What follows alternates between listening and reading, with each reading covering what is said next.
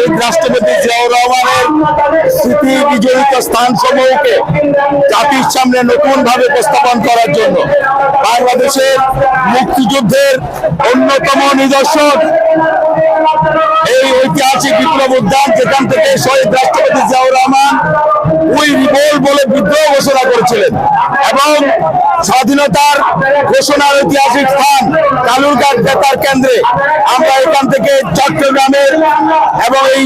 চট্টগ্রামের বিভাগের যুবদলের নেতা কর্মীদেরকে নিয়ে পদযাত্রা করব। এর মাধ্যমে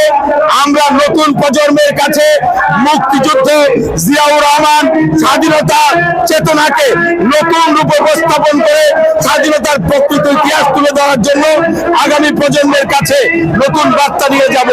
এবং শহীদ জিয়ার চেতনাকে ধরে স্বাধীনতার সার্বভৌম রক্ষা এবং গণতন্ত্র প্রতিষ্ঠার যে লড়াই 5ই আগস্টের বিপ্লব